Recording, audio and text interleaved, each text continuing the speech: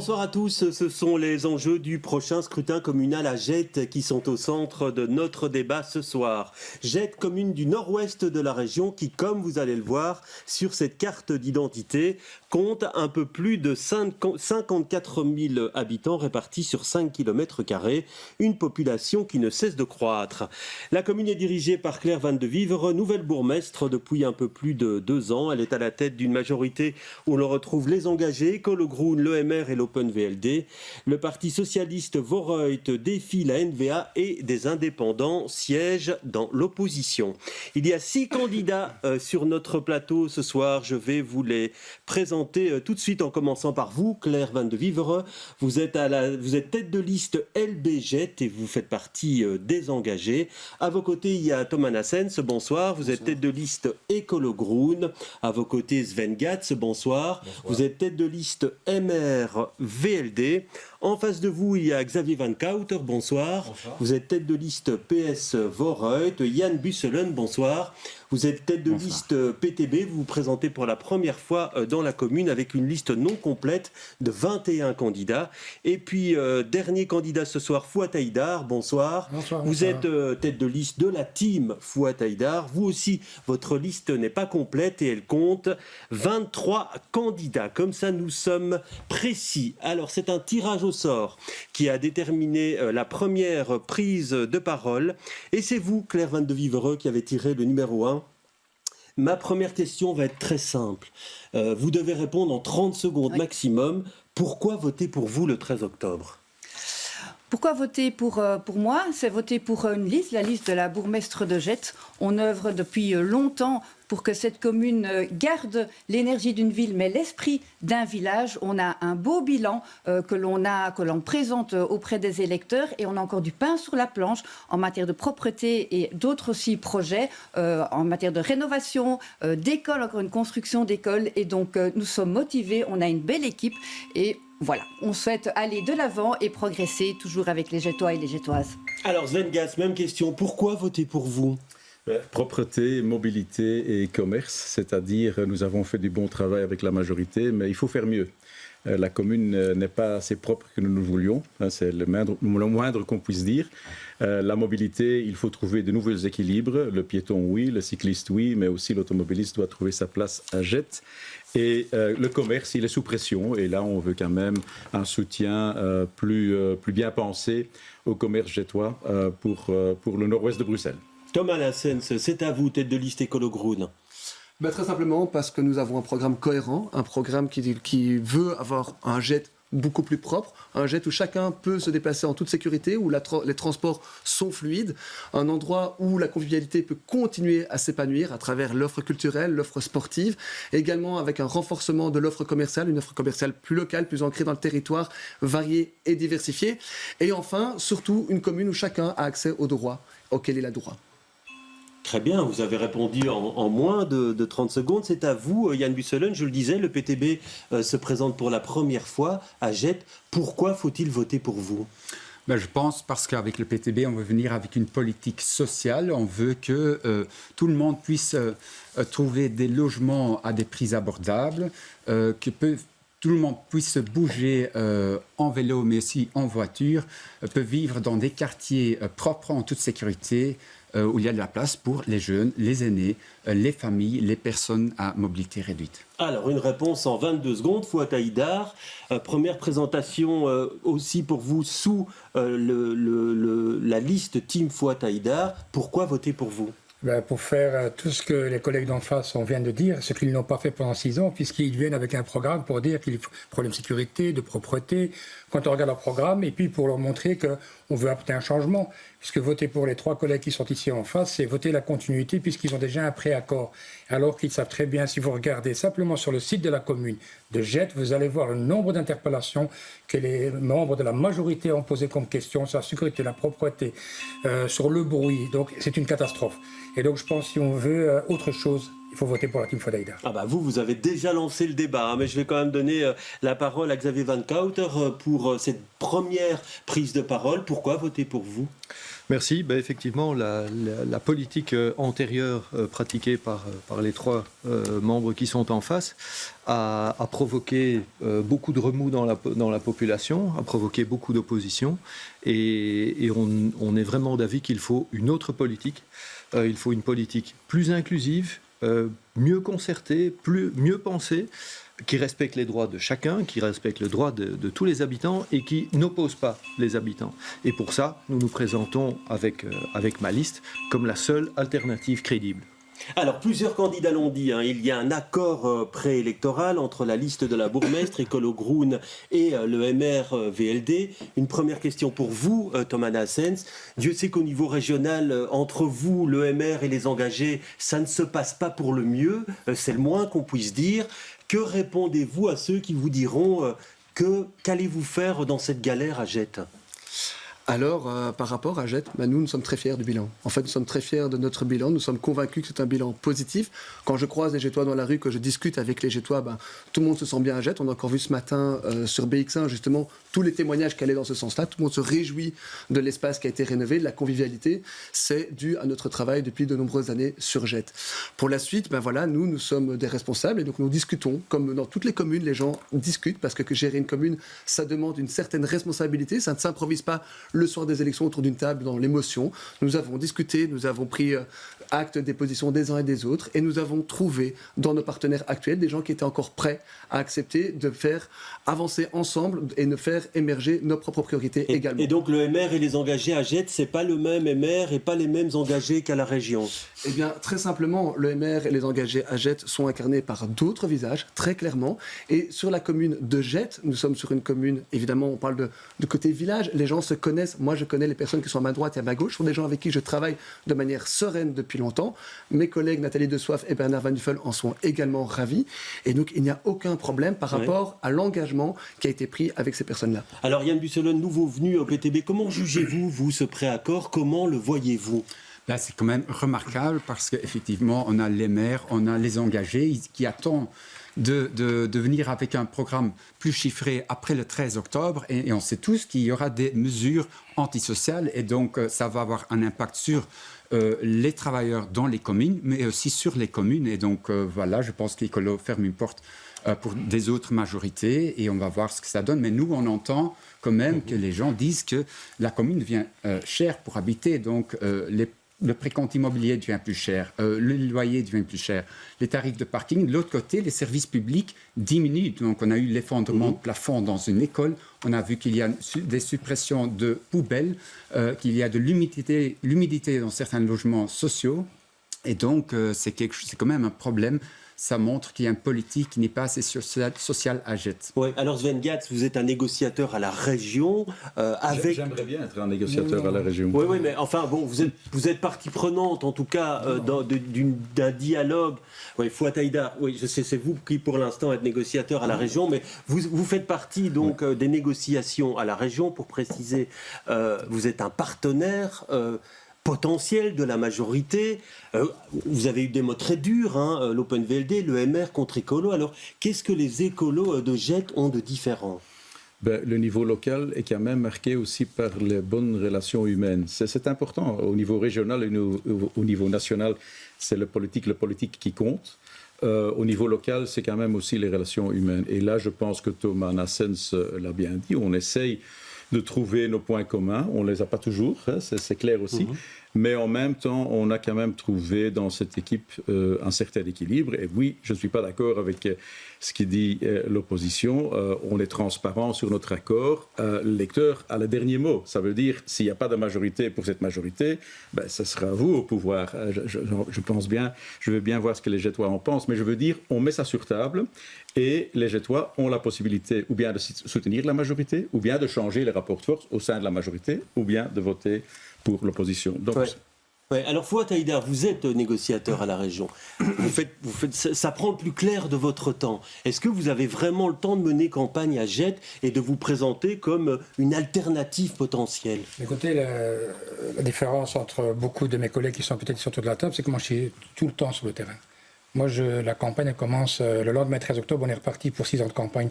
Donc, on est occupé avec les gens régulièrement. Et donc, moi, les gens que je vois, c'est que, à mon avis, différent de M. Nassens, puisqu'il Lui, il vous dit aujourd'hui que ça se passe bien, les gens sont contents. Oui, il y a des choses qui se passent bien. Encore une chose, on a une très bonne bourgmestre, elle fait ce qu'elle peut, là où elle peut. Franchement, je lui donne du mérite, mais il y a des choses qui ont changé, qui a modifié Agette, qui posent vraiment problème. Je crois que la norme de bruit, c'est une catastrophe. On parle de la sécurité de la propriété, c'est une catastrophe. Et je pense qu'il est temps pour elle de changer de partenaire. Et donc de réfléchir effectivement à qu'est-ce qu'on veut faire à l'avenir.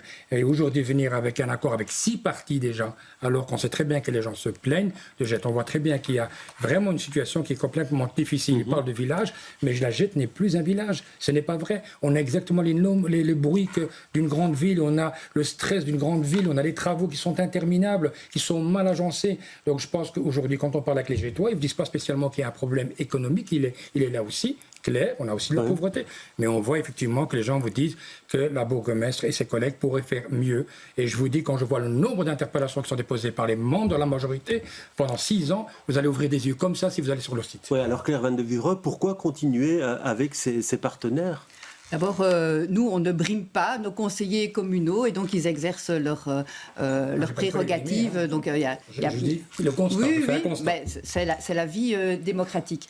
Donc ici, voilà, ma responsabilité comme bourgmestre, c'est de tenir une majorité aujourd'hui et demain. Et comme on a travaillé ensemble, il y a eu des moments de friction, il ne faut pas se le cacher, principalement sur la question de la mobilité, du plan de circulation, le charlier. Mais comme ça a été dit, il est possible ensemble de discuter, de trouver des compromis et d'avancer. Et nous avons encore du pain sur la planche. On a cité la propreté. Vous savez, j'ai été échevine de la propreté il y a 15 ans. On en parlera dans ce débat. On en parlera. Et donc, ça a vraiment évolué. Ouais. Malgré tout ce qu'on a fait, ok, on en reparlera plus tard, mais donc il y a vraiment encore du boulot, de la rénovation, le plan climat, et donc il faut avancer au niveau social. On a fortement travaillé au niveau social. Et pourquoi vous pensez que c'est avec ces 2 partenaires que ce sera le mieux ? Parce que ça a bien fonctionné ensemble aujourd'hui, et donc ça fonctionnera bien. Parce que là, j'ai bien ensemble. entendu Fouad Haïdar qui dit vous êtes une très bonne bourgmestre, donc il se présente comme partenaire potentiel. Hein. Peut-être que je me trompe, mais ça en a l'air en tout cas. Alors le souci, c'est évidemment si on a une majorité qui a plus vraiment d'opposition, ça devient problématique. Mais comme ça a été dit, l'électeur, évidemment, décidera si cette majorité est possible et du poids des uns et des autres. L'électeur a le dernier mot. Oui, alors Xavier Van Cotter, vous vous présentez vraiment comme une alternative. Vous dites aux Gettois, on est la seule alternative à Gette ? Tout à fait. En tout cas, on est la seule alternative crédible. Effectivement, j'entends que de l'autre côté de la table, on se félicite du bilan. Alors que le bilan a été catastrophique, en particulier en matière de mobilité. On n'a jamais eu autant d'interpellations citoyennes, c'est-à-dire des citoyens qui viennent se plaindre au conseil communal des décisions qui sont prises.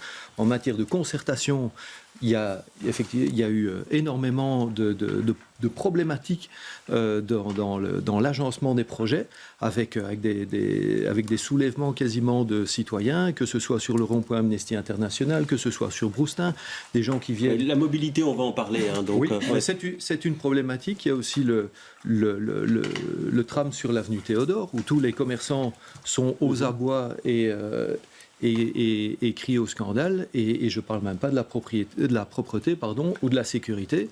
J'imagine qu'on va en parler, ouais, où il y a effectivement beaucoup à dire.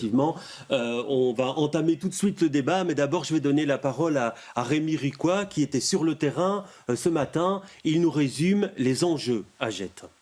Au niveau du revenu, Gette est une commune où il n'y a pas de grandes inégalités. Il n'y a pas une population ni très riche ni très pauvre à Gette, dont la moyenne de la région, Bruxelles-Capitale. Mais cela pourrait changer suite aux différentes crises, la crise Covid, la crise de l'énergie également. Un jeune sur 7 dans la commune reçoit un revenu du CPAS et 23% des naissances ont lieu dans un ménage qui n'a pas de revenu du travail. Alors comment lutter contre cette éventuelle montée de la pauvreté à Gette? C'est un des enjeux. Dans le bois du Larbec, l'enjeu c'est les travaux de l'élargissement du ring. Le ring il se trouve juste derrière moi, juste derrière ces arbres. Pour le moment, la commune de Gette s'est toujours opposée à l'élargissement du ring. Des citoyens ont plusieurs fois protesté ici pour maintenir le bois du Larbec, l'un des espaces verts emblématique de la commune. Il y a aussi un autre enjeu dans ce parc, c'est le motocross. Plusieurs citoyens nous disent qu'ils sont dérangés par cette pratique dans le parc. À Gette aussi, le plan Good Move a fait largement débat, notamment ici au niveau de l'avenue Broustin, où on le voit, des blocs ont notamment été installés. Alors certains habitants sont satisfaits de l'installation de ces blocs, d'autres par contre, notamment les commerçants, protestent contre cette installation. Un commerçant m'a dit qu'il avait perdu 30% de chiffre d'affaires depuis la fermeture de l'avenue Broustin. Beaucoup également dénoncent un manque de concertation de la part de la commune et un manque également de communication. Voilà, donc on est en plein cœur du débat avec cette mise en place du plan Good Move qui a suscité pas mal de polémiques à Gette. Il y a ce fameux plan de circulation, le Charlier, qui a fini par être suspendu en février 2023. Beaucoup de riverains et d'entreprises s'y sont opposés. Que faire demain pour maîtriser la circulation automobile? C'est le thème que l'on aborde maintenant. Thomas Nassen, je vais vous donner la parole pour la première intervention sur ce thème, parce que j'ai bien lu votre programme. Merci. Le mot Good Move n'est jamais dit. Il n'y a quasiment rien sur la circulation. Ça veut dire que avec vous, on ne fera rien pour limiter, pour apaiser la circulation à Gette dans les années qui viennent.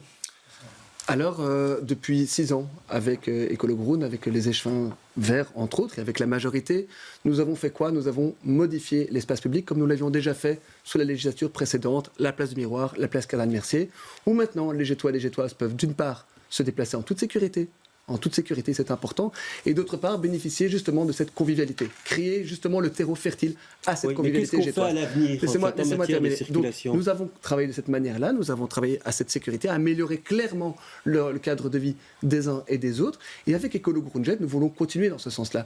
Nous voulons continuer à améliorer le cadre de vie des Gettois et des Gettoises de manière plus large. Évidemment, dans le cœur de Gette, il y a eu des travaux. Effectivement, ces travaux ont été durs, ils ont été longs, et j'en suis tout à fait conscient. Moi-même, quand je me baladais dans les travaux, j'avais les pieds plein de boue, c'était pas agréable tous les jours. Pour les commerçants, c'est la même chose. D'ailleurs, j'ai une pensée ici pour eux, évidemment, toute la souffrance qu'ils ont endurée pendant ces 2 années-là. Mais objectivement, l'espace maintenant est beaucoup plus positif, beaucoup plus agréable. Les gens peuvent se déplacer avec leurs enfants sur des trottoirs. Les personnes en mobilité réduite se déplacent sans aucun problème. Les jeunes familles à poussette se déplacent sans aucun problème. Des écoles qui sont au bord d'axes structurants sont dans un lieu beaucoup plus sécurisé. Et je tiens juste à dire qu'effectivement, le cœur de Gette a été réaménagé et nous nous en réjouissons énormément.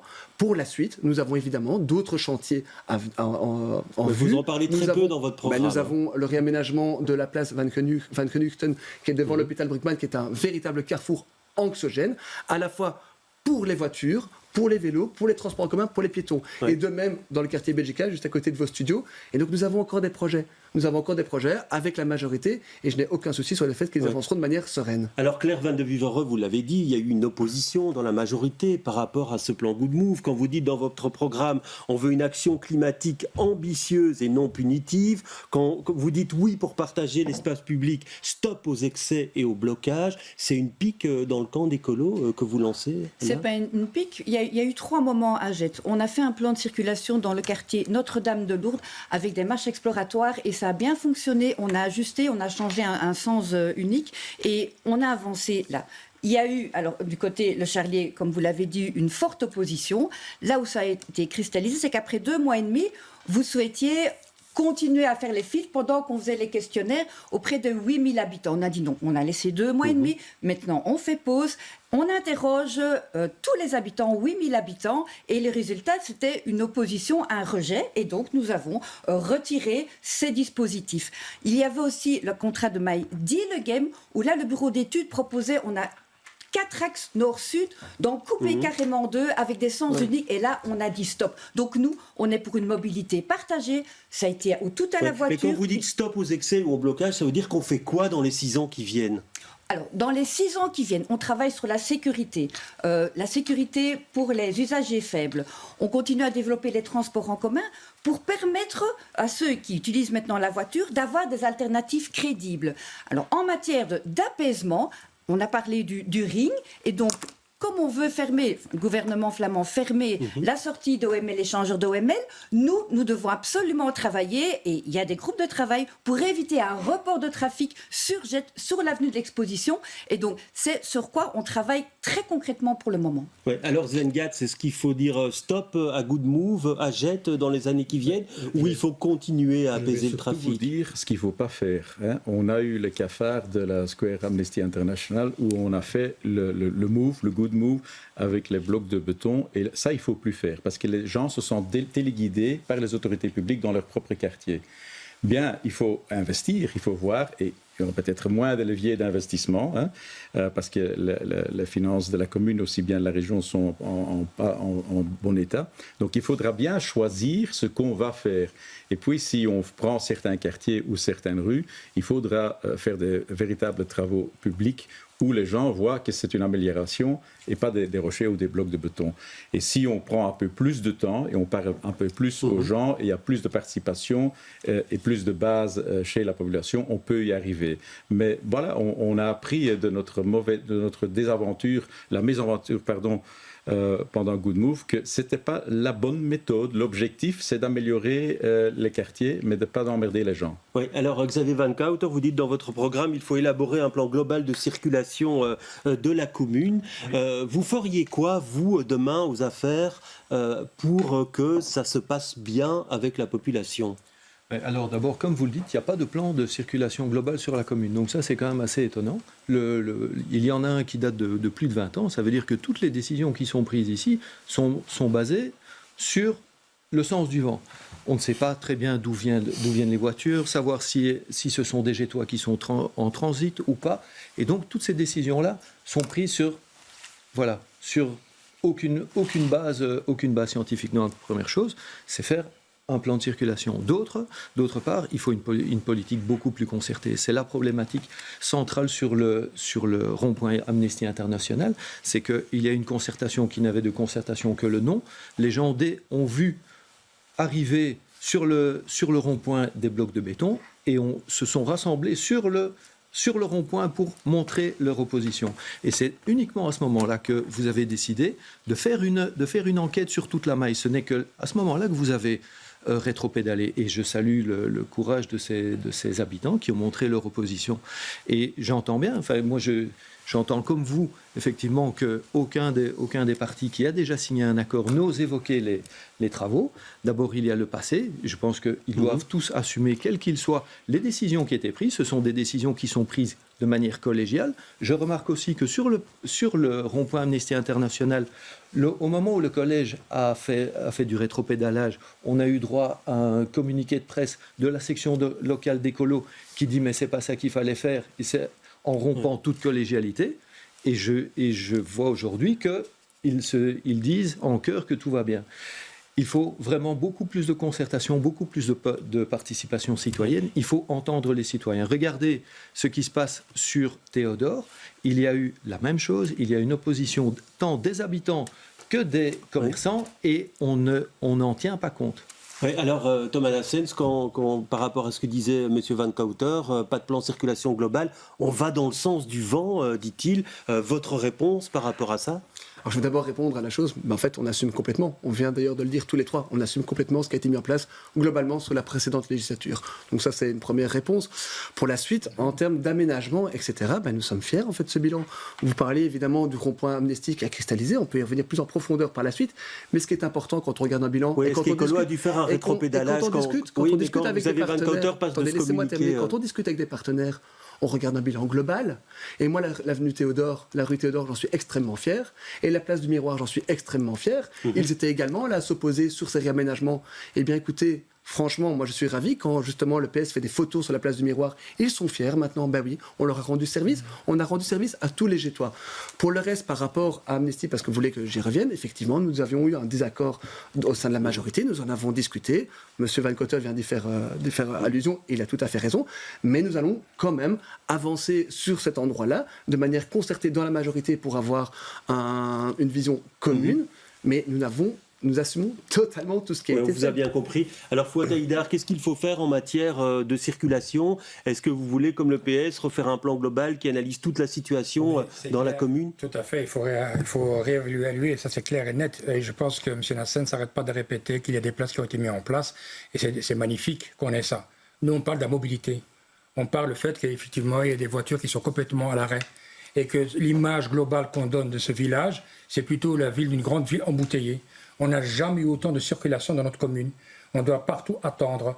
Donc moi, j'ai la chance de faire tout à vélo. Il y a des gens qui ont besoin de leur véhicule et malheureusement, ils n'arrivent pas à avancer. Et ne pas avancer, ça veut dire une image globale de gens qui sont en train de bloquer les routes, il y a la pollution, il y a le fait que ça fait du bruit. On a l'impression que c'est un... Mais demain, qu'est-ce qu'on fait? Est-ce qu'on privilégie, privilégie les modes de déplacement plus doux comme le vélo? Non, il faut équilibrer les deux.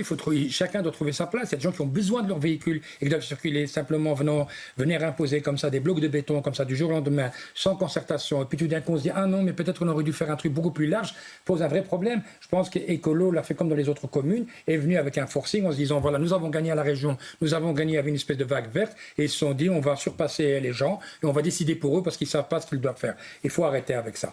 Aujourd'hui il y a des quartiers apaisés, des gens quartiers qui sont complètement avec plein de bruit. Il faut arrêter avec ça. Je pense que le bruit, non seulement des bagnoles, que ce soit les avions, que ce soit pour autre chose, il y a énormément de choses qui sont faites aujourd'hui qui dérangent les Gétois qui disent aujourd'hui on ne se sent pas dans un village, mais on se sent dans une ville. Oui, alors Yann Bussolen, quand je lis votre programme, on voit vraiment cette priorité que vous donnez aux vélos, aux aménagements cyclables. Ça veut dire que pour vous, il faut réduire drastiquement la place de la voiture dans les rues de Jette? Ben non, on est le parti du transport public. Ça, c'est notre pilier.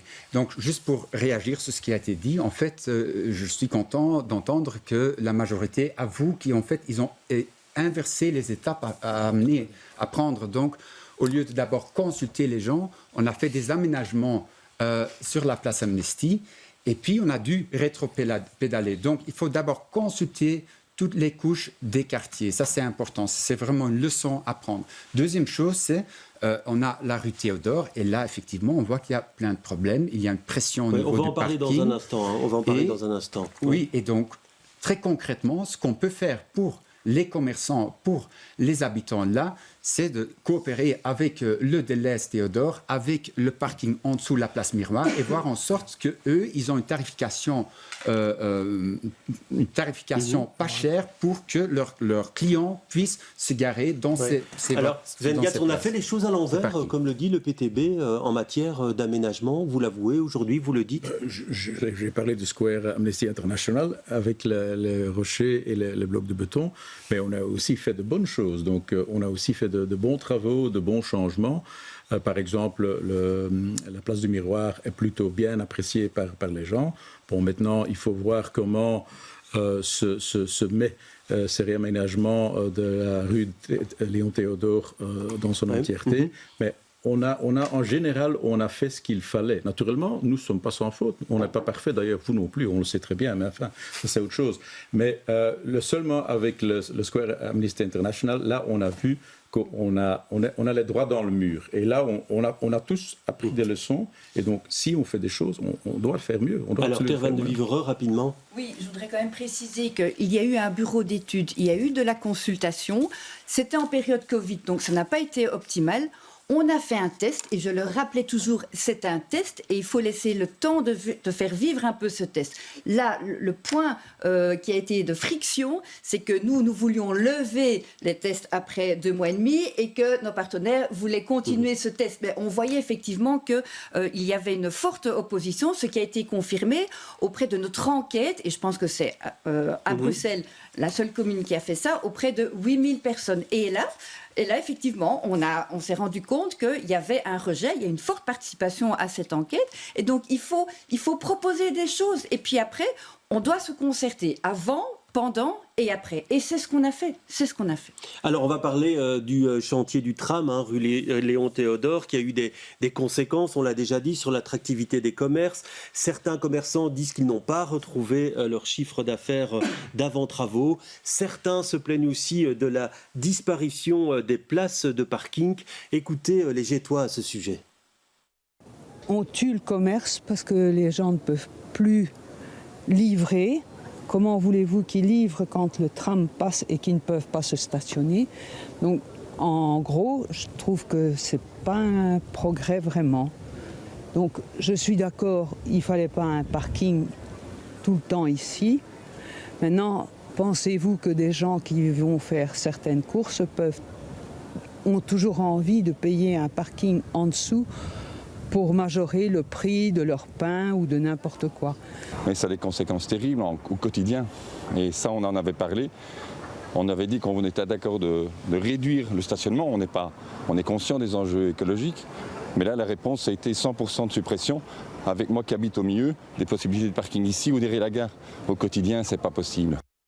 Alors, Monsieur Busselon, dans votre programme, vous parlez de compensation, compenser le mieux possible les pertes de parking, les places de parking en espace public. Vous avez parlé du Deleuze, un peu plus bas, à la rue Léon Théodore. Pour vous, il faut recréer du parking dans ce quartier, alors qu'il y a déjà un parking souterrain, place du Miroir. Mais c'est ça, en fait, il y a un parking qui a été créé. Et donc, on a privatisé des places de parking publiques, on les a mis en dessous la place Miroir, et maintenant, les gens peuvent payer. Et donc, ça, pour nous, ce n'est pas une solution. Ils payaient déjà quand ils garaient en surface. Maintenant, ils payent plus. Et donc, ce que nous, on propose, c'est que les premières heures, ils peuvent se garer gratuitement. Et comme ça, en fait, on compense et on fait en sorte que les clients puissent venir au magasin et qu'on les soutient. Fouad Haïdar, sur ce sujet, sur le stationnement. Je peux suivre. Simplement, ce qu'il y a, c'est que le problème, c'est que les gens veulent se stationner aussi la nuit, aussi, quand ils rentrent chez eux à la maison. Ce n'est pas la question de la journée, il n'y a pas que la journée. Donc aujourd'hui, là, il y a un souci et il faut trouver des alternatives. Et je pensais, à un moment donné, la commune avait proposé de voir si on pouvait utiliser le parking derrière la gare, de trouver peut-être les grands magasins qui sont là sur place et qui n'utilisent pas ces parkings la nuit, et trouver des solutions pour qu'ils payent peut-être quelque chose et que la commune compense au moins pour les habitants. Et donc voilà, aujourd'hui, il y a des choses qui existent, mais il faut peut-être mieux informer, peut-être leur donner la possibilité de le faire encore un peu moins cher parce qu'ils sont en colère, ils estiment qu'on n'a pas fait assez pour eux. Mais sinon, il y a des alternatives qui existent et il ne faut pas tout jeter le bébé, comment on dit jeter le bébé avec l'eau, parce qu'il y a des choses qui ont été faites. On ne peut pas dire qu'il n'y a rien qui a été fait. Alors Sven Gaz, vous persistez, vous signez, c'était une bonne chose de supprimer le parking tout le long de la rue Léon Théodore? C'est naturellement une intervention énorme. Et donc maintenant, on est bien conscient du fait qu'il y a 2 centres commerciaux aux 2 bouts de la rue Léon Théodore. Donc on a les cafés et les restaurants à la gare. Et là, il y a des places de parking. Il y a aussi des places de parking en dessous de la place du Miroir. Maintenant, il faut voir comment on peut atténuer le manque de parking pour les commerçants avec des tarifs préférentiels ou autres et être plus créatif pour la zone dans son entièreté. On ne peut pas dire qu'avant tout allait bien dans la rue Léon Théodore non plus. Donc maintenant, il y a peut-être un autre équilibre à rechercher, mais ce n'était pas la plus belle rue avant non plus. Donc maintenant qu'elle est remise en ordre, il faut voir comment on donne les meilleures solutions au manque de stationnement, et on peut certainement le faire, et ça prendra un peu de créativité, un peu de temps, mais on peut continuer à travailler là-dessus. Ouais. Là encore, Xavier Van Cotter, vous dites qu'il faut repenser le plan de stationnement, le rendre plus cohérent. Vous prenez à nouveau une mise à plat pour ce quartier-là, mais aussi pour les autres quartiers de Gette. Je pense qu'en tout cas, il faut revoir la voilure sur Théodore. Alors, je veux être clair, nous sommes évidemment pour la multimodalité et l'intermodalité. Il ne faut certainement pas voir en moi un défenseur de la voiture, mais il faut aussi être pragmatique. On a ici un axe qui est l'axe commercial, un des seuls axes commerciaux qui reste encore sur Gette, avec la rue Léopold Ier. Et ce projet n'a pas été bien défendu dans l'intérêt des Gettois. Je suis désolé pour M. Gatz, mais j'entends des candidats de sa liste faire campagne en disant on va remettre du parking sur la rue Théodore. Donc j'espère que dans l'accord, et je ne l'ai pas trouvé dans votre accord, pourtant je l'ai bien lu, il y a le fait de revenir sur des travaux qui ont été faits, mais ça a été fait un peu en dépit du bon sens. On a là des commerçants qui ont déjà subi des crises, qui ont déjà subi des travaux et qu'il faut aider. Vous avez supprimé toutes les places de parking. Il n'y a même pas de parking temporaire, c'est-à-dire quelque chose qui permettrait à certains clients qui ne peuvent pas se permettre de venir en transport en commun ou à vélo ou à pied, de pouvoir se garer de manière temporaire. Et il n'y a même pas de place de livraison. Ça veut dire qu'on a dit aux commerçants, vous faites votre livraison entre minuit et demi et 6 heures du matin, c'est-à-dire quand le tram ne roule pas. Et ça, c'est impossible. Le commerce qui est déjà en très mauvais état, vous êtes en train de le tuer complètement. Et ça, je suis désolé, mais les commerçants le disent. Vous pouvez le nier autant que vous voulez. Nous, on est sur le terrain, on voit les commerçants et ils crient au secours. Alors juste une réponse rapide, M. Gass, sur le fait que certains candidats de votre liste feraient campagne pour qu'on remette des places de parking rue Léon Théodore. Sur toutes nos listes des candidats qui veulent remettre à plat tout en même temps. Ce n'est naturellement pas possible. Je pense que les solutions pour les riverains pourraient être à trouver des solutions avec le parking du Deleuze, où on cherche des mutualisations, on ne les a pas encore trouvées, il faut les améliorer, ça on peut certainement faire. Et pour les livraisons, bon, on a mis des potelets partout, c'est d'ailleurs la STIP qui l'a fait, sans permis d'urbanisme. Mais là, on peut voir si on peut créer des zones temporaires de livraison. Mais nous avons fait les réaménagements de cette rue, qui avant n'était pas en brillant état non plus. Voyons maintenant ce qu'il faut faire pour encore améliorer la situation. Alors Claire Van de Vivereux, est-ce que pour vous, il faut améliorer la situation rue Léon Théodore en ce qui concerne le stationnement? Alors il faut être très clair, il ne faut pas mentir aux gens. La région nous a imposé l'élargissement des trottoirs, l'élargissement des rails de tram, et donc nous avons appris de la région qu'il n'y aurait plus de places de parking. Ce n'est pas la commune qui a décidé. Ça a été un choc pour nous d'apprendre qu'il n'y aurait plus de places de parking. Alors, on a essayé de faire notre possible. Qu'est-ce qu'on a fait? Ce que vous proposez, on l'a fait. Dès le début des travaux, on a proposé des tarifs d'abonnement mensuel préférentiels. La commune pouvait injecter pour que ce soit moins cher dans le parking APCOA. On a négocié aussi avec la SNCB. On a voulu négocier avec le Deleuze. Mais le Deleuze, lui, c'est possible, mais uniquement le soir et le matin. Évidemment, les habitants, ça ne les arrange pas. Donc, le Deleuze nous a dit on ne peut pas prévoir une partie de parking qui est au milieu de la rue Théodore pour les riverains. Donc, on a mis les choses en place et on a justement au collège décidé de continuer ce dispositif pour permettre aux gens, parce que maintenant, le tram roule. Avant, quand il y avait des travaux, on savait encore un peu se parquer rue Léon Théodore. Maintenant, effectivement, il y a une pression dans le quartier, on ne le nie pas. On ne nie pas non plus que pour le commerce, ça a été dur pendant 2 ans et que maintenant, il faut trouver ses habitudes. Et donc, on travaille, on peut livrer de manière perpendiculaire et c'est vrai qu'il y a des livraisons qui se font entre 2 trams. Et donc, moi, je demande un petit peu de souplesse parce que c'est vrai que ce n'est pas facile pour les commerçants, mais on a maintenant une rue totalement rénovée et elle devait être rénovée. Alors, Thomas Lassens, vous dites effectivement qu'il y a des solutions qui peuvent être trouvées, mais on ne doit pas remettre en cause le réaménagement qui a été fait? Alors moi je vais rebondir sur ce que Madame la bourgmestre Van de Vivereux vient de dire, en fait, très simplement.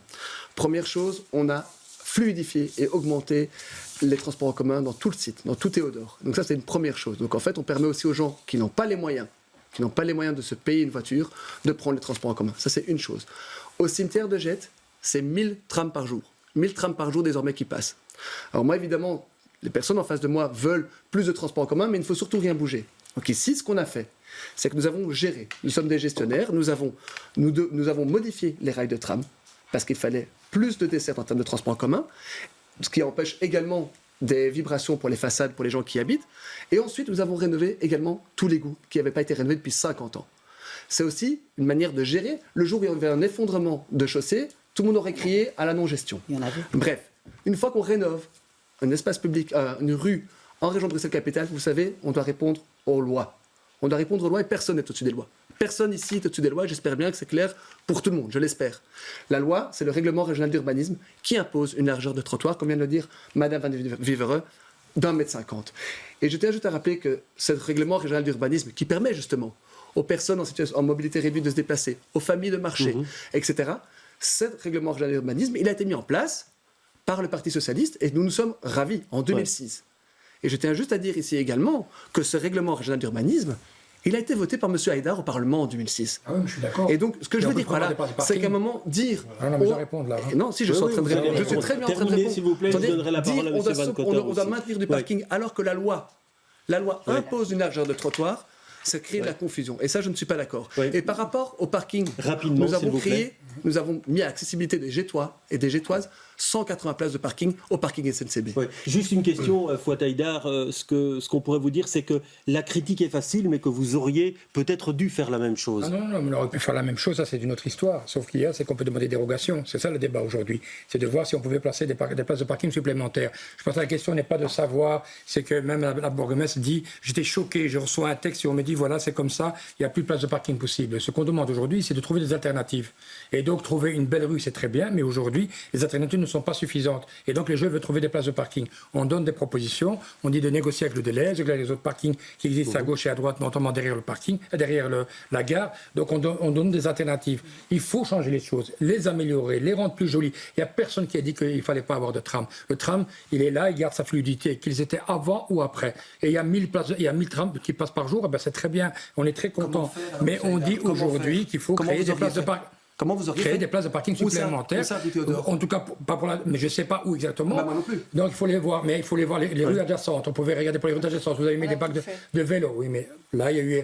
Vous savez très bien que vous avez mis des box de vélo à gauche et à droite. Dans certaines rues. C'est du parking sécurisé pour les cyclistes, monsieur. Oui, mais on pouvait les mettre peut-être ailleurs. Et on a supprimé des places de parking supplémentaires. On aurait pu trouver des alternatives. Ne fût-ce que 50 à 60 places de parking.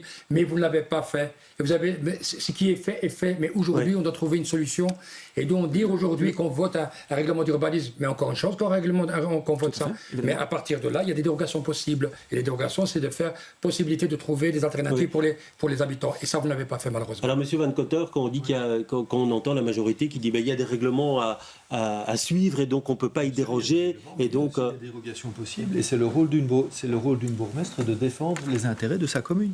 Il y a effectivement la STIB qui a ses propres intérêts et qui veille à assurer la vitesse commerciale de ses trams, c'est tout à fait normal, mais contre ça, il y a la responsabilité de la commune de défendre les intérêts de ses habitants et de son commerce, mais de ses habitants aussi. Et quand j'entends qu'on a trouvé des alternatives, il faut que ce soit des alternatives crédibles. Le parking de la SNCB, il est à presque 1 kilomètre de la moitié de Théodore, bien sûr. Bien sûr. Comment est-ce que quelqu'un va pouvoir faire ses livraisons, se garer, laisser sa voiture dans le parking de la SNCB et remonter toute la rue Théodore? Idem pour le parking souterrain. Okay, ce sont des alternatives qui n'en sont pas.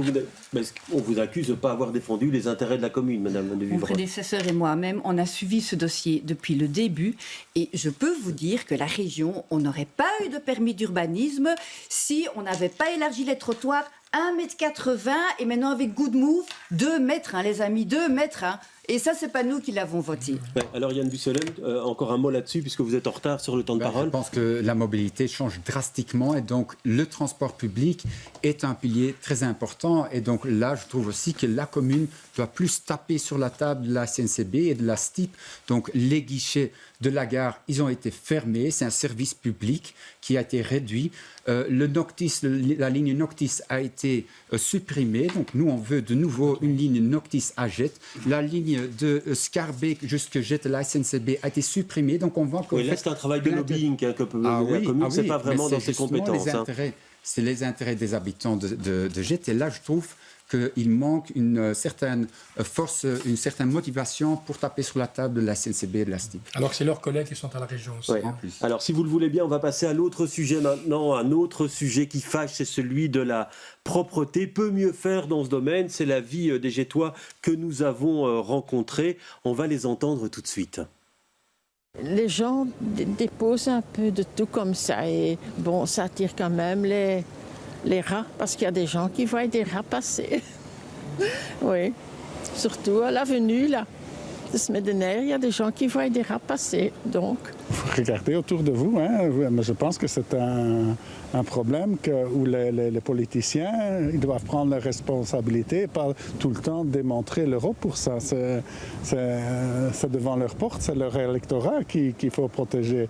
Maintenant, ils en font un peu un point, mais dans 2 semaines ou 3 semaines, ils ont oublié, ils reviennent à la normale. Hein. C'est la même chose avec toutes les rues.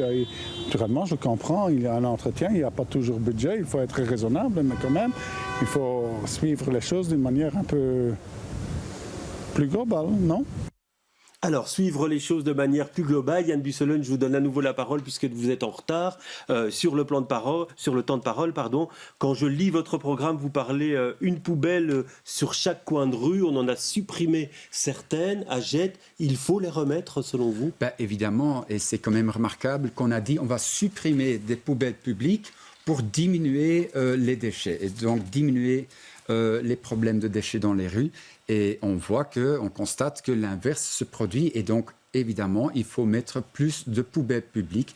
Il faut aussi avoir plus de ramassage. Donc, les partis de la majorité, ou deux quand même, ont supprimé un ramassage de sacs blancs au niveau régional. Donc, ça aussi, c'est un problème. Donc, on veut remettre deux ramassages par semaine. Et puis, comme à Anderlecht, où ils viennent avec des petits réciparcs chaque mois dans les différents quartiers. Ça permet aussi de stimuler les gens à vraiment faire un effort pour trier pour le problème des déchets. Et donc voilà, évidemment, il faut mettre plus de moyens pour les poubelles publiques. Alors, Sven Gatz, supprimer des poubelles publiques, est-ce que c'était une mauvaise idée? Est-ce qu'il faut revenir en arrière? Il faut trouver un meilleur équilibre, là, hein, c'est clair, parce qu'il y avait beaucoup plus de poubelles avant, ça marchait mieux, mais on était aussi dans une autre période. Les choses ont vraiment changé à Gette, mais aussi dans tout Bruxelles, les 6 dernières années. Ce n'est pas une excuse, mais donc là, il faut dire, OK, le prochain échevin de la propreté avec le collège devra voir combien de poubelles est-ce qu'on a besoin, mais il faut surtout lutter contre les déchets sauvages. C'est ça que les gens n'aiment pas. Mais pour vous, il faut remettre des poubelles publiques, quoi, si je vous ai bien entendu. Il faut revoir le débat avec le nombre de poubelles. Mais bon, certainement, il y en a trop. Maintenant, il y en a pas assez. Mais maintenant, il y a aussi cette nouvelle réglementation régionale où on a pris le sac de trop, en fait. Donc là, il faut également voir. Mais on ne va pas attendre la région. Je pense que aussi avec la zone de police, bien que je sais que la police a déjà beaucoup à faire, il faudrait mettre sur pied un système où on attrape certaines personnes en flagrant délit, sinon ça ne va pas changer. Maintenant, il y a cet élément où il n'y a pas de punition. Et là, je pense qu'avec plus de caméras, avec des amendes sacs plus claires et avec des actions de police bien coordonnées, il faut montrer l'exemple. Et il faut retourner vraiment à la base, back to basics. Alors, on va faire un tour de table sur ces poubelles publiques. C'était une compétence désengagée, la propreté publique. La liste de la bourgmestre de Gette, oui. Oui. Claire Van de Vivere, est-ce que votre échevin dans ce domaine-là a été trop loin dans la suppression des poubelles publiques? Je rappelle qu'en début de législature, nous avons adopté un plan de propreté où il était question d'optimiser les poubelles et ce plan a été adopté à l'unanimité au conseil communal. Ça, c'est une première chose.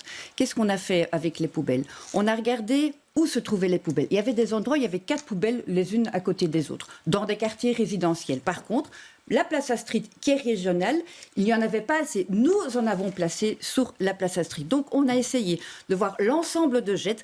On a mis moins de poubelles dans les quartiers résidentiels. A priori, quand on sort de sa maison, on n'a pas un déchet qu'on jette. Ou quand on arrive à la maison, eh bien, on a une poubelle chez soi. Donc, on a tâché, mais c'est évolutif. Hein. Je ne dis pas que c'est figé, c'est évolutif. On s'est attaché à optimiser et on a aussi mis en place, on a 14 poubelles sélectives intelligentes, des Big Bellies, qui sont connectées au service et donc qui ramassent beaucoup plus de déchets qu'avant. Et croire que c'est parce qu'on mettra plus de poubelles qu'il n'y aura plus de saleté, c'est faux. Les poubelles attirent aussi la saleté et on constate un incivisme croissant. C'est là le réel problème, mais on doit continuer à la fois à améliorer le service. On a des déchetteries mobiles 12 fois par an dans tous les quartiers, donc c'est déjà le cas. Demain, on aura aussi un réciparc. Sur Gette, on aura une ressourcerie pour traiter aussi les déchets. Alors, pour qu'il n'y ait plus de dépôts clandestins. Xavier Van Cotter, pourtant, vous, dans votre programme, vous dites qu'il faut réinstaller des poubelles. À quels endroits? Il y a des endroits où on n'en a pas besoin. Il faut plus dans les endroits où il y a le plus de monde. Alors, on ne va pas réinstaller toutes les poubelles qui ont été désinstallées. Je pense qu'il y avait effectivement peut-être une rationalisation des poubelles à trouver, ça c'est sûr, parce qu'il y avait des poubelles régionales, des poubelles communales. Mais comme on l'a dit, même au conseil communal, supprimer le nombre de poubelles qui ont été supprimées et surtout sans aucune forme d'accompagnement, c'était aller droit dans le mur. Quand on fait ce genre d'action, il faut le coupler avec une sensibilisation du public. Et uniquement utiliser un slogan « la poubelle crée le déchet », ça ne suffit pas. Il faut accompagner les utilisateurs. Et donc, ici,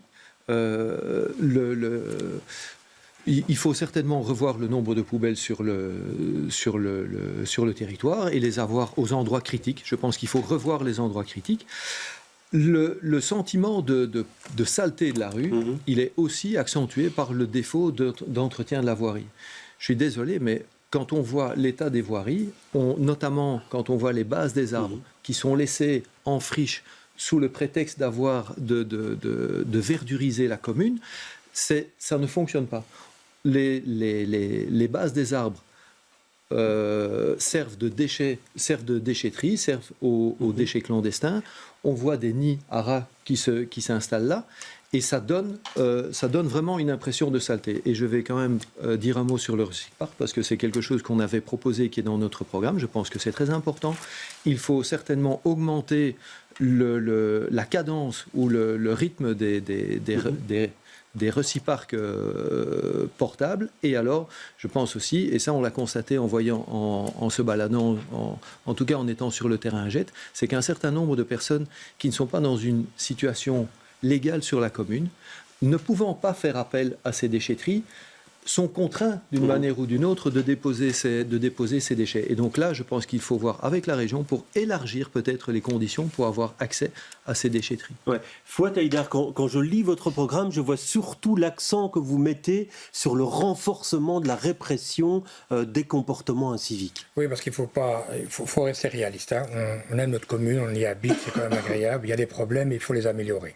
Okay, donc on est ici pour discuter ce qui ne va pas. Et donc, rajouter des poubelles, c'est clair qu'on peut les rajouter, mais il y a aussi un comportement d'incivilité, je crois que Mme la bourgmestre l'a très bien dit, il y a des gens malheureusement qui ne respectent rien. Et donc à un moment donné, il faut mettre les choses au clair, car c'est un espace qu'on partage ensemble. C'est comme un jour quelqu'un qui laissait son moteur de son gros camion à démarrer, quand je lui ai dit, écoutez, vous pouvez quand même le temps de décharger, éteindre votre camion, et il m'a dit, mets-toi tes affaires. Je lui ai dit, mais justement, c'est mes affaires parce que l'air qu'on respire, on se le partage. Okay, donc ça veut dire répression, ça veut dire amende plus forte. Je pense qu'il faut être très clair et radical par rapport à ça. Je pense que la personne qui peut me rattraper au niveau de la sécurité et la propreté, c'est le minimum de garantie qu'on doit remettre à nos citoyens. Et là, il y a un souci. Des gens qui, à tout moment, croient que l'espace public leur appartient et qu'ils peuvent se permettre j'ai tout et n'importe quoi. Et le chemin précédent a fait ce qu'il pouvait, là où il pouvait. C'est pour ça que je répète, il faut faire attention à ce qu'on fait. Aujourd'hui, il y a des gens qui, malheureusement, ne respectent rien. Et on doit leur parler. Mais à côté de ça, il y a des possibilités à expliquer que 3 mètres cubes sont possibles gratuitement de venir chercher chez vous à la maison par rapport à la région. Je veux dire, tu as juste un coup de téléphone à faire et ils viennent dans la semaine, les semaines qui suivent. Il y a les réciplaques, par exemple, moi chez moi dans ma rue, justement, 1 fois par an ou 2 fois par an, viennent chez nous. Et donc il y a des choses qui existent et on peut améliorer. Il y a des gens qui n'arrivent pas à le faire. Peut-être que la commune doit mettre un service en place où on pourrait téléphoner, vous dire, écoutez, moi j'ai envie de rejeter, je ne sais pas comment faire. Alors les personnes, si je rigole, la même chose. Je veux dire, le réciplaque est là devant et on peut le faire, on peut trouver une alternative. Mais ce n'est pas que ça. Là, le problème, Jette devient une commune sale et il y a des gens qui ne prennent pas leurs responsabilités. Aux abords des écoles, par exemple, on pourrait rajouter des poubelles parce que là, il y a énormément d'étudiants qui font leurs tartines ou mangent leurs chips et alors jettent ça un peu n'importe où. On ne va pas mettre que les jeunes, attention. Hein. Par exemple, les gens qui promènent leurs chiens, qui ne vont pas jouer au canicite. Donc, il y a quand même des choses qui pourraient être améliorées où on doit être beaucoup plus dur. Et je pense qu'il y aurait un petit grain supplémentaire répressif qui devrait être mettre en place. Je n'aime pas punir, mais il y a certaines personnes qui ne comprennent que par en touchant leur portefeuille. Voilà, tout à fait. Il manque d'agents constatateurs, Thomas Nassen, sur ce plan-là. Est-ce qu'il faut renforcer des brigades qui vont contrôler les déchets, les dépôts clandestins, qui peuvent faire des flagrants délits à un certain moment ? En tout cas, ce qui est clair, je pense que tout le monde est d'accord là-dessus, c'est qu'il y a un problème de propreté globale et qu'en fait, il est entre autres dû et principalement dû à un sentiment d'impunité, à un certain incivisme. Donc ça c'est clair. Donc oui, évidemment, il faut travailler beaucoup plus sur des sanctions claires, des sanctions fortes pour dissuader les personnes de faire ce genre de choses. Donc ça c'est évident. Par rapport à ça, oui, peut-être trouver des manières de faire plus de sanctions administratives communales avec certains agents, travailler avec Bruxelles Propreté pour justement améliorer la cohérence en termes de sanctions, c'est clair, mais comme le disaient, et certains collègues l'ont cité, à Jette, ou de travailler sur la sanction, nous travaillons de manière proactive. Je veux dire, ces conteneurs mobiles qui ont lieu 2 fois par an sur la commune, qui viennent à la proximité des Jettois pour leur permettre de jeter leurs déchets, c'est un service public hyper important et qui fonctionne du tonnerre. Je tiens juste à dire que ce Recypark va avoir lieu. Et là où je ne suis pas d'accord avec M. Van Cotter, c'est que le service propreté travaille énormément, abat un travail colossal. Il a été renforcé sur cette législature. Et je vais dire par là, ce n'est pas un problème de service du personnel, c'est un problème principalement d'incivisme. Et donc, rapidement, M. Van Cotter. Alors, je tiens d'abord à saluer le travail des services communaux, tant de la propreté que de la voirie. C'est une décision politique. Ici, c'est une décision politique de ne plus entretenir la base des arbres. Oui.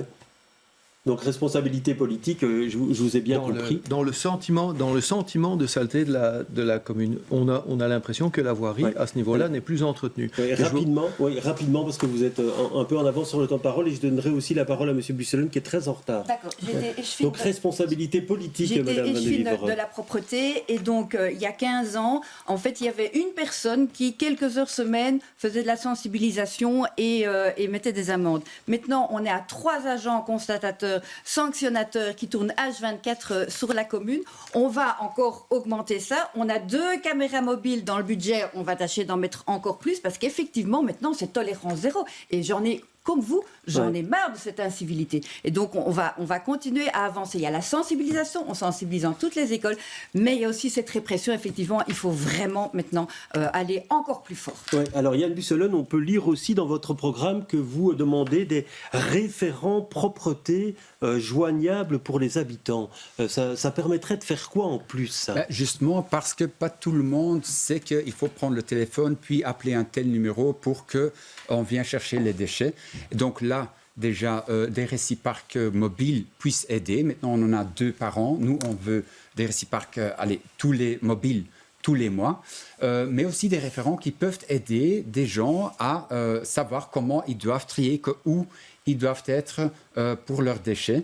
Et les aider, mais surtout aussi aider les écoles à sensibiliser. Donc je veux juste dire une chose aussi, évidemment, il faut aussi sanctionner les incivilités, c'est très important.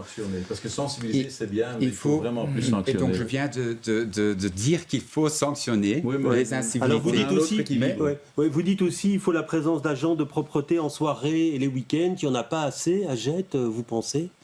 Non, je pense qu'à Jette, il y a quand même eu un renfort, ça c'est vrai. Mais on constate qu'il y a un réel problème. Ça, on ne peut pas nier. Et donc là, il faut d'abord aider aussi les gens, il faut sanctionner, mais il faut aussi revenir avec des services publics. Donc 2 ramassages de sacs blancs par semaine. Oui, là, c'est encore une compétence régionale, on renvoie. Revenir avec les poubelles publiques et venir avec des Recypark mobiles tous les mois. Alors, on a encore 2 thèmes à évoquer, dont celui de la sécurité. On va le faire maintenant. On se souvient à Jette, il y a quelques semaines, cette fromagère qui a subi plusieurs vols et des agressions qui l'ont obligée, comme conséquence, elle a obligé ses clients à sonner pour pouvoir les servir durant une période. Elle s'est dit un petit peu démunie face à cette situation de sécurité. Comment l'améliorer à l'avenir ? Fouad Haïdar, qu'est-ce qu'il faudrait faire en matière de police ? Parce que c'est vrai qu'il y a une zone de police, qu'il y a de nombreuses missions. Qu'est-ce qu'il faut faire en plus à Jette ? En tout cas, je n'ai pas la solution miracle, mais tout ce que je peux vous dire, vous parlez de la fromagère, mais pourquoi on ne parlerait pas des carrefours, pourquoi on ne parlerait pas de la fleuriste, qu'on ne parlerait pas du libraire. C'était qu'un exemple. Non, je sais très bien, mais c'est pour vous dire simplement que c'est 1 + 1 + 1 et ça devient énorme. Donc ça veut dire qu'aujourd'hui, même aller chez la fleuriste, il faut sonner. Je veux dire quelque chose qui cloche. Et là, il doit y avoir soit un redéploiement de la police d'une manière à ce qu'elle soit beaucoup plus présente ou parfois soit stable, peut-être moins du commissariat, mais peut-être dans les axes commerciaux pour être présent et montrer qu'on est présent. Je pense que la place Van Gogh, par exemple, il y a quand même quelques commerçants là-bas qui ont eu quand même quelques blagues. Ce serait peut-être intéressant d'être présent là. Je pense qu'il y a effectivement un problème en général et c'est pas simplement en Jette, mais ce qui nous inquiète, c'est qu'on n'avait pas ces problèmes avant en Jette ou un peu moins, tu vois, parce qu'il y a toujours des problèmes d'insécurité.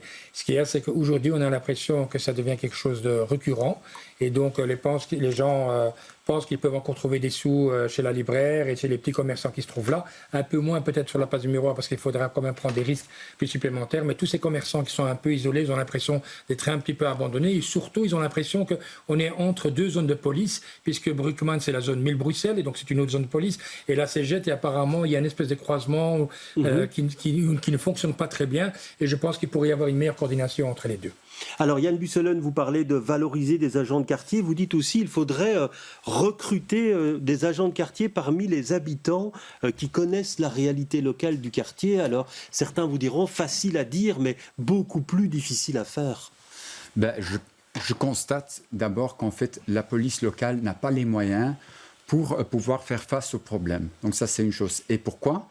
Parce qu'il y a eu des coupes budgétaires, notamment par les partis MR, les partis engagés aussi lors du gouvernement Michel, sur la police locale. Donc ça, c'est un grand problème. Si on voit que, par exemple, le commissariat de Jette ferme à 5 heures, ben, si tu as quelque chose à 6, 7, 8 heures, tu es devant un problème, tu es devant une porte fermée. 22 heures. Et donc 22 heures. 22 heures. Ah, moi j'ai entendu 5 heures. Ok. Alors je me trompe. Mais en tout cas, sur la police locale, ils patrouillent, ils font ce qu'ils peuvent, ils patrouillent en voiture, mais on voit très peu l'agent de police dans le quartier.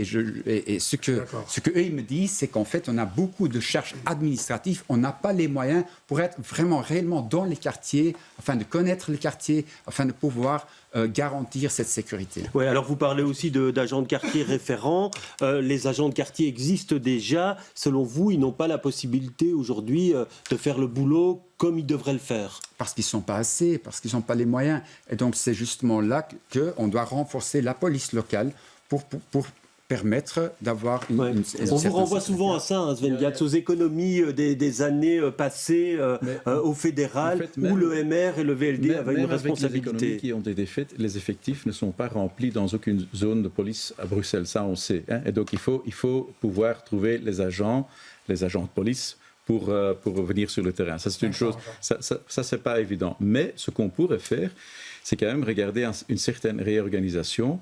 Je sais que même avec les effectifs qu'on a, on pourrait voir si une brigade cycliste ne serait pas envisageable. Je m'explique. Là, pour certains quartiers, pas pour tout le territoire de la commune, mais pour, par exemple, la zone commerciale, une brigade cycliste serait bien. Parce que là, on a la police qui est là, mais qui ne patrouille pas en voiture, juste en vitesse, parce qu'ils doivent aller ailleurs. Ils ont beaucoup de travail, je comprends. Mais il y a un élément de proximité où les gens voient que la police est là et elle est plus abordable, disons. Et donc là, je pense que même avec les situations difficiles de l'effectif dans les corps de police, on peut trouver de nouvelles solutions. Il y a une brigade cycliste à Molenbeek pour le moment, et là, il faudrait voir, mais bon, bien sûr, on est la seule zone, si je ne me trompe pas, hein, où il y a 5 bourgmestres qui doivent se mettre d'accord pour gérer la zone en police, c'est pas évident, mais là, on pourrait... Ils font sur toute la zone. Oui, mais je les ai pas encore vus. Je les ai pas encore vus. Donc, non, mais je veux dire... Mais renforcer la police il faudrait faire des efforts supplémentaires. Renforcer la police de proximité, on le trouve dans tous vos programmes. Hein. La question est la même, plus facile à dire qu'à faire. Alors, comment fait-on, Monsieur Van Kouter ? Alors, effectivement... La commune est un peu démunie puisqu'il y a des moyens qui ne sont pas là et qu'on peine à recruter, mais on peine aussi à payer. Il y a des moyens qui ont disparu et donc il faut pallier à ça. Et pallier à ça, vous le trouvez effectivement dans beaucoup de programmes, dans le nôtre notamment, il faut plus de proximité et plus de réactivité. Les problématiques de sécurité sur la commune, elles sont fort différentes. Vous avez du droit commun, c'est-à-dire du vol, de l'arrachage de sacs, ce genre de choses. Vous parlez création réseau d'antennes de police, vous dites donc, aussi des conciergeries de quartier. Oui, et donc tout à fait. Donc ce qu'il faut, c'est de la proximité et ne pas avoir tous les services centralisés. Il faut aussi les dispatcher dans les quartiers. Ça permet d'avoir une meilleure connaissance du quartier, ça permet de détecter les problématiques beaucoup plus rapidement et ça permet de pouvoir agir directement avec tous les intervenants, que ce soit la prévention à la commune, dont je salue d'ailleurs le travail sur le terrain, avec les fonctionnaires de police. Et je pense qu'il faut aussi agir plus rapidement là où on détecte les problématiques et les détecter beaucoup plus rapidement pour pouvoir agir. Antenne de police décentralisée, bonne ou mauvaise idée, Monsieur Nassens ? Je pense que revenir sur le sujet global, la sécurité est un problème par rapport à ces commerces-là. Et en fait, c'est inacceptable ce qui se passe dans ces commerces. Je pense effectivement qu'il faut avoir une attention particulière sur cette sécurité. Il faut renforcer évidemment la police de proximité, la police locale. On est tous d'accord. Le vrai nœud de la guerre actuellement, c'est un problème de financement. On l'a déjà dit, je répète évidemment parce que c'est évident. Pour la suite, c'est clair qu'il faut aussi revoir aussi parfois les missions. Donc les missions sont parfois trop sur la répression et pas assez sur la proximité. Donc si on veut développer une police de proximité, il faut pouvoir se donner les moyens et donner ces missions-là pour qu'elles puissent s'ancrer dans le territoire. Pour le reste, par rapport aux commerçants, je pense qu'il y a quelque chose aussi d'important à dire. Nous, avec Ecolo Groen, ce que nous voulons, c'est remettre en place une association de commerçants dynamique qui puisse relier directement les problématiques. Moi, j'ai été rencontré Amandine de la câlinerie, où elle n'était pas au courant, entre autres, d'aides régionales qui existaient. Donc la câlinerie, c'est la fromagerie, pardon, oui. qui ne connaissait pas les outils régionaux à disposition pour sécuriser son magasin. Donc c'était des choses qu'elle ne connaissait pas. Alors évidemment, c'est pas ça qui va arrêter le grand banditisme, etc., ou la violence, mais en tout cas, il y a des leviers qui existent, des outils qui existent, et donc je pense qu'en créant une association de commerçants redynamisée, ça permet de relayer plus vite ce qu'il s'y passe. Ça ne résoudra pas tous les problèmes, mais ça permettra d'alerter beaucoup plus et de coordonner, comme le disait M. Haïdar, il y a tel commerce, la fleuriste entre autres, mais voilà, il faut les mettre autour de la table pour pouvoir peser et pour pouvoir démontrer par A plus B qu'il y a un véritable problème pour les commerçants. Alors Claire Van de Vierre, quand Sven Gas se disait, il y a les choses qui changent, à Gette, ça devient de moins en moins village, de plus en plus ville, et le sentiment de sécurité et la sécurité diminue. Alors, il y a ce sentiment d'insécurité et il y a des faits qui sont là. Il n'y a pas, dans les statistiques, à Gette, une explosion de l'insécurité. Je tiens à rappeler, en termes de besoins, c'est que nous sommes la 5e zone la plus importante du royaume et on est la 55e financée. Donc, effectivement, nous réclamons une révision de ces normes de KUL.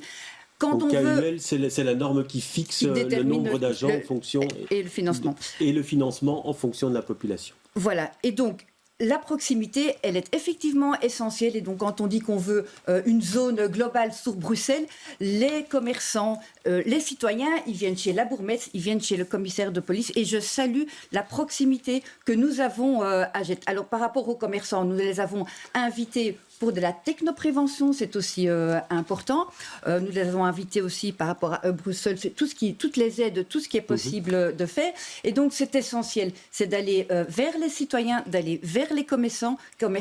Et nous sommes à l'écoute, nous avons une antenne. Et donc il faut continuer à travailler ensemble sur le terrain avec les inspecteurs de quartier. Alors juste un petit mot sur les antennes. Nous avions à l'époque une antenne. Et qu'est-ce qui se passait? C'était que ces agents restaient à l'intérieur. Nous, ce que nous voulons, c'est une police qui soit sur le terrain. Donc on se fait une patrouille supplémentaire sur le terrain avec un travail qui doit se faire au niveau de l'administratif pour permettre de libérer du temps pour avoir ces patrouilles sur le terrain et aussi à pied et aussi à vélo. Alors on parle logement maintenant comme dernier thème. Gette abrite une large classe moyenne, mais pour combien de temps encore? Puisque les loyers, les prix d'achat des logements ont augmenté, comme partout en région bruxelloise, mais ça fragilise une partie de la population, la classe moyenne, mais aussi les revenus modestes. Alors comment les soutenir à l'avenir? Est-ce qu'il faut créer plus de logements publics?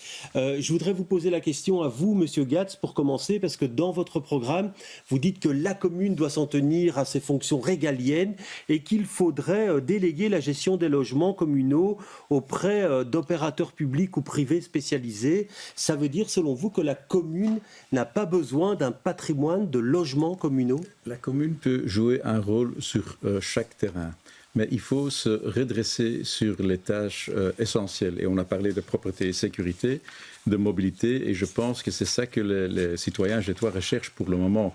Donc, par cela, est-ce que la commune ne peut tout à fait rien faire avec les logements sociaux ou autres sur le plan du logement? Bon, ok, on peut le faire, mais en fait, c'est plutôt une politique régionale là qu'il faut mener. Et donc, je pense pas que c'est à la commune de Gette de jouer le premier violon dans la politique du logement. Je ne veux pas dire qu'il n'y a pas de problème de logement. Moi, je crois plutôt, comme je l'ai fait au niveau régional, à diminuer les droits d'enregistrement et que la classe moyenne peut s'approprier d'un nouveau habitat. Et ça, c'est plus important pour moi. Pour le reste, je pense que le logement social, c'est quelque chose qui doit être géré par la région en premier lieu et beaucoup moins par la commune. Mais j'aurais peut-être une position isolée ici, mais je veux vraiment mettre les compétences sur la propreté, la sécurité, la mobilité, le commerce. Ça, c'est beaucoup plus important comme enjeu local pour le moment. Alors Jan Busselen, j'imagine que vous ne serez pas du tout d'accord. La commune a son rôle à jouer en termes de création de logements publics quand je lis votre programme. La commune peut jouer un rôle via les charges urbanistiques, donc faire en sorte que des gros promoteurs avec des grands projets immobiliers, qu'ils prévoient un certain nombre de logements sociaux ou logements publics dans leurs projets. Et comme ça, en fait, aussi...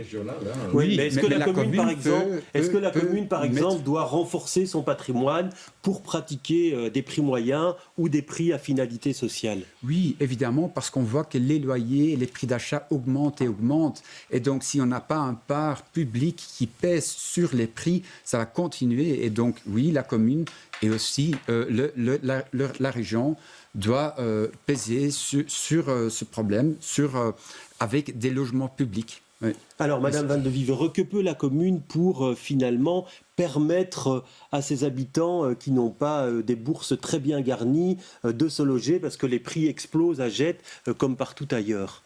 Je pense que je vais mettre tout le monde d'accord autour de la table. Qu'est-ce qu'a fait la commune ces 6 dernières années? Elle a transféré un de ses bâtiments qui était à des prix inférieurs au marché, mais pas à des prix sociaux. Elle a transféré à Logega, qui est notre société de logements sociaux. Donc, on a effectivement fait ce transfert et c'est maintenant notre société Logega qui gère ce bâtiment. On a encore un petit parc immobilier avec des appartements. Nous travaillons avec la région sur la socialisation, c'est-à-dire que nous contactons tous les locataires et s'ils rentrent dans une tranche de revenus, eh bien, on baisse le loyer avec une prime régionale. À côté de ça, il y a l'acteur Logega, qui a aussi un projet de construction de bâtiments qui va arriver cette prochaine législature, à peu près 80 appartements. Et nous avons aussi une AIS, une agence immobilière sociale, qui est en forme et qui est en phase d'expansion. Donc c'est une agence qui gère des appartements, des maisons de propriétaires et qui les loue à des locataires à des prix aussi inférieurs au marché. Donc, il y a matière à travailler. Pour autant, il y a aussi le fonds du logement, il y a aussi CityDef, il y a l'allocation loyer. Donc, il y a des outils aussi régionaux qu'il faut effectivement encore développer. Fouad Haïdar, que faire pour finalement permettre à des Gétois qui n'en ont plus les moyens maintenant ou à d'autres de venir habiter dans la commune? Les Logega devraient travailler plus rapidement. Ils ont 8% de leur parc immobilier qui est inoccupé ou qui est en attente de travaux. C'est énorme. C'est des milliers de logements qui sont là, qui attendent d'être rénovés. Et absolument, il faut trouver une solution par rapport à ça. Il y a 1 million de mètres carrés de bureaux à la région qui sont fermés et qui pourraient être une partie qui se trouve aussi sur Gênes, qui pourrait être transformée en logement. La prime, Madame la bourgmestre l'a dit tout de suite, il y a plein de mécanismes qui ont été créés au niveau de la région. Le CPS peut apporter son aide, donc déjà informer les gens qu'il y a des choses qui existent. Oui, vous parlez aussi de réduction du revenu cadastral pour soulager les ménages. Ça, je pense que c'est une idée qui est intéressante et une piste qu'on devra exploiter parce que, vous l'avez dit tout à l'heure, la pauvreté a explosé, elle continue à exploser, donc les gens ont un pouvoir d'achat qui diminue de plus en plus. Et donc je pense qu'il faudra trouver une compensation. Et les gens qui travaillent aujourd'hui ont des difficultés, parce que le logement social c'est très bien, peut-être pour des gens qui ont des moyens très très bas, mais il y a des gens aujourd'hui, le logement moyen doit pouvoir aussi exister. Si on veut garder les travailleurs ici à Bruxelles et des gens qui ont des moyens financiers, qui paient des impôts pour pouvoir justement soutenir toutes ces initiatives que nous prenons, il faut permettre aux gens qui gagnent leur vie, mais qui sont juste peut-être au-dessus et qui n'arrivent peut-être pas à avoir toutes ces primes, de pouvoir aussi continuer à rester à Bruxelles.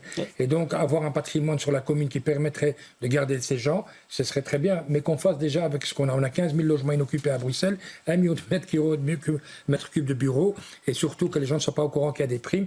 Et je pense que c'est une idée qu'on partage parfaitement. C'est le geler de certains loyers qui pose un gros problème à Bruxelles et qui explose. Oui, alors Thomas Nassens, en termes de logement, vous parlez d'activation des propriétaires pour mettre au plus vite sur le marché des logements qui sont inoccupés pour l'instant. Ça veut dire quoi très concrètement pour vous, cette activation? Il reste moins d'1 minute, donc je vous demanderai d'être bref, parce que je dois encore laisser M. Van Cotter terminer. Je vais être le plus bref possible, mais d'abord, rejoindre les collègues. En fait, le prix des logements explose en région bruxelloise et à Gênes, et c'est un drame.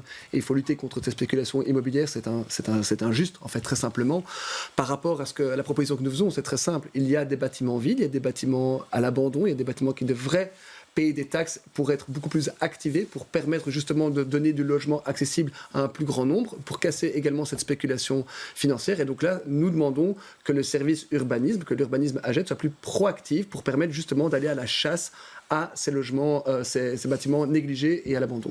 Très rapidement, M. Van Cotter, vous êtes en avance sur le temps de parole. Hein. Oui, mais il n'est pas au courant. Il n'est pas au courant. Donc je dirais... Ouais. Alors, en 30 secondes pour terminer. Très rapidement. Alors d'abord, je m'étonne que M. Gasque estime que le logement n'est pas un droit essentiel. Pour nous, c'est clair. Oui, c'est pas ce qu'il a dit. Hein. Mais la responsabilité est régionale. Tout le monde doit pouvoir Ce n'est habiter pas en une ville. bonne tactique. Et effectivement, la commune n'a pas tous les leviers en main. Il y a aussi des leviers régionaux. Et je pense qu'il faut saluer à cet égard-là le travail de Nawal Benamou pendant la législature passée. D'abord, le public. Rapidement, s'il vous plaît. Le public sur Gênes. Alors, il faut que la rénovation des logements sociaux soit beaucoup plus rapide. On a toute une série de logements qui sont aujourd'hui des passoires environnementales et qui sont inoccupés. Là, il faut travailler là-dessus. L'AIS, il faut vraiment redynamiser l'AIS. C'est un système qui fonctionne et qui peut apporter des logements. Il faut rapidement, un dernier point. Imposer dans chaque projet un minimum dans nouveaux projets immobiliers, un minimum de logements abordables et ensuite lutter drastiquement contre les logements vides. Il y en a à Gênes et surtout les logements insalubres. Voilà. Mais merci beaucoup d'avoir été rapide dans la dernière réponse. Merci à vous d'avoir débattu sur ce plateau. C'est terminé pour ce soir. Je voudrais remercier aussi Arnaud Bruckner qui m'a aidé à la préparation du débat. Et demain, on part dans l'autre côté de Bruxelles. On parlera de Woluwe Saint-Lambert. Très bonne soirée à tous.